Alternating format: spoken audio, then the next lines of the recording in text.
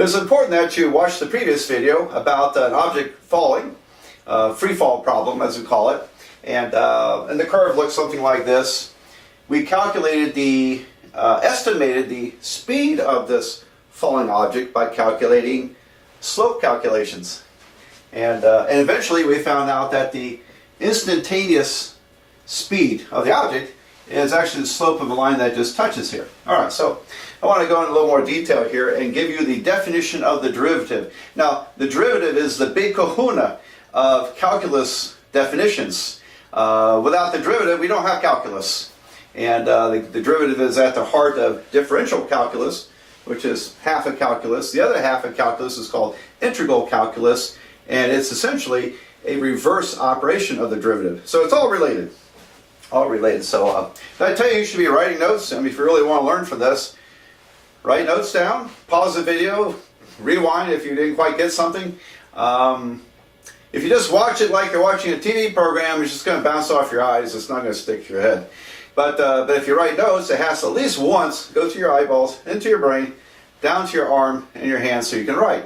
And that way it has some chance of firing off some neurons there in your brain and sticking. So don't watch this like TV. Watch it, unless you're just watching for enjoyment. Watch it to learn means also taking notes. Okay, so here we go. What is a derivative? Well, let me review the slope calculation. When we connected two dots with a segment, the slope of that segment, or if you want to call it a line, that's fine. The slope is the rise divided by run. You remember how that's done in algebra?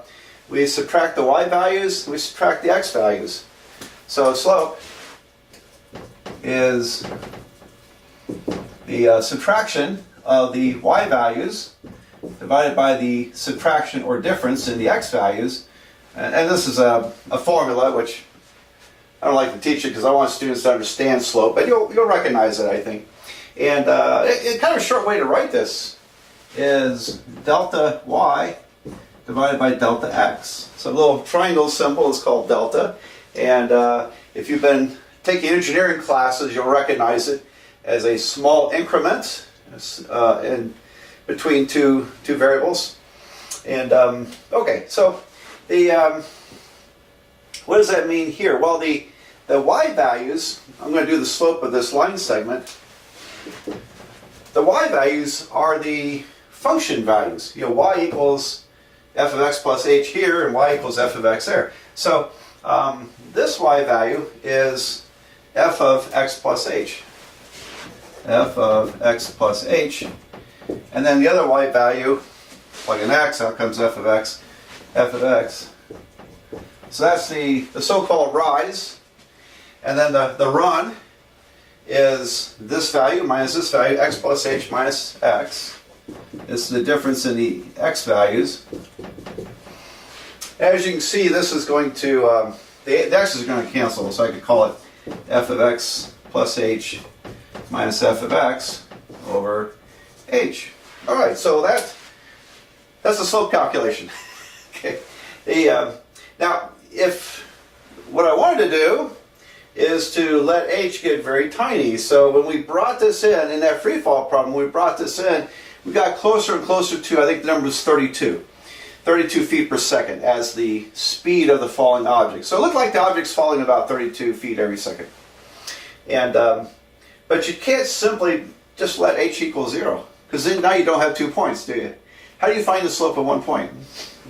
And the algebra verifies that if h equals 0, I have f of x minus f of x, that's 0. 0 divided by 0. And now that 0 over 0, in a previous video, we call an indeterminate form. So it may have a value, but it's only meaningful if we come very close to this. Okay, does that make sense? That's where the limit comes into play. All right, so I'm going to erase this and adapt it. I'll write down the definition of the derivative. So here's the definition of the derivative. The derivative of f, that's supposed to be f, with respect to x, WRT, very sophisticated abbreviation for with respect to. All right, we use a lot in math at the higher levels. Derivative of f with respect to x is dy over dx. Yeah. A minute ago I had delta y divided by delta x. Well, part of the notation of calculus is instead of using the delta symbol to indicate a discrete difference in two numbers, increment, we use the differential notation. So dy is kind of like delta y, dy over dx, and these are called differentials. Differentials are infinitesimally small numbers. Boy, that caused a lot of heartburn in the early days of calculus. People were trying to, well, these numbers, do they really exist? How do you calculate them? What's their value? You know, people question this stuff, quite reasonably so, in the early days of calculus. It wasn't until, like I said earlier, around the 1850s that we were able to, not we, but they, some very brilliant people were able to formulate a very acceptable logical foundation for calculus. Anyway, let's just take it like that. Dy over dx, derivative of y with respect to x, is f prime of x. Another notation for the derivative is, we call that the prime, f prime x. It's not a one exponent. It's a little apostrophe-like symbol. F prime of x, derivative of f with respect to x, is the limit, lim, abbreviation for limit as h goes to 0 or h approaches 0. And there's that slope calculation that I had a minute ago, f of x plus h minus f of x over h. And what it does for us, instead of giving us the slope of a discrete segment, as we bring this point in, as h goes 0, this point comes closer and closer till we're at a single point. And so it's now we can't calculate the slope at a single point, but we can calculate the slope of the line that's tangent to the curve. So it amounts to the slope of a line that just touches the curve.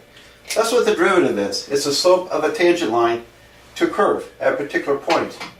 And it's the applications of this are endless. Just endless. It's amazing what we can do with this slope calculation called the derivative. Incredible. So where will we be without slope and the definition of derivative? We'd probably still be back hundreds of years ago. We wouldn't have the technology. You wouldn't be watching me on a video over YouTube. So that's how important this stuff is. Okay, now if h was 0, one more time, if h was 0, I would literally have f of x minus f of x divided by 0. I would have 0 divided by 0. And recall that 0 divided by 0 is what we call an indeterminate form. We can't pin a single number to that, and but it's meaningless. However, in this case, we're approaching 0 over 0 through the limit process. So we really want to know what happens to 0 over 0 as you get infinitesimally close to it. Now, I'll draw more pictures. We're going to go launch into limits after this. It's traditional in calculus to do a lot of study on limits at the beginning. And then you do a couple of these derivative calculations. They're kind of long-winded. And then we say, well, all right, let's just introduce some nice theorems. and so we approve a few derivative theorems, and then now these calculations become a lot easier. So it's you have to endure this a bit, this whole limit idea and the definition of derivative, until we get to the good stuff where there's a theorem. There are several theorems that allow us to compute the derivative without having to go through all this rigmarole. All right. So anyway, it's the way it is probably pretty necessary.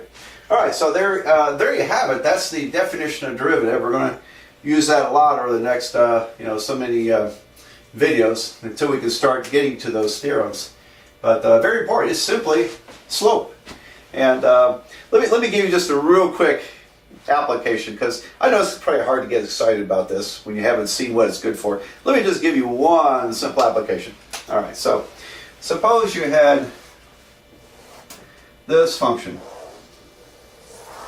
and this function, that's a 3, that's a minus 3, that's a 0. And my function is y equal to x to the third minus 9x. Actually is one of my more favorite polynomial functions. There's a few things I like to do with that in a couple of courses. Y equals x to the third minus 9x. And we want to know, where does it bottom out here? Where does it top out? Where are those places? Well, over here, tangent lines will have a positive slope.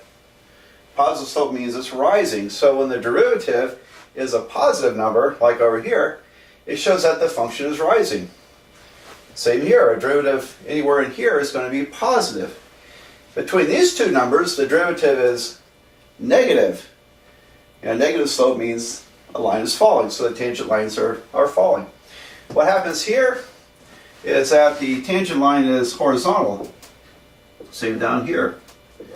So if I want to find out the maximum and minimum in these vicinities, if I want to find that out, I've got to look at the derivative, which describes slope of the tangent line, and let it equal to 0. 0 means horizontal.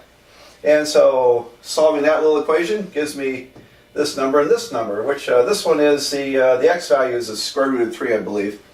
And this would be negative square root of 3. It's not quite perfectly, it's not exactly in the middle. It's a little to the side. And anyway, we'll get to all that in due course as we start looking at all kinds of ways. This is just one application of the derivative called optimization. So, all right, well, I guess I probably talked plenty enough there, and let's go on to more limits.